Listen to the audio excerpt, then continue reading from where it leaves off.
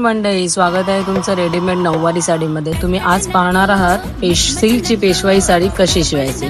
तर सर्वप्रथम आपण अस्तर कापून घेतलेला आहे आणि नंतर आपण पदरचं मेजरमेंट घेऊन आपण पदर काढून घेतलेला आहे.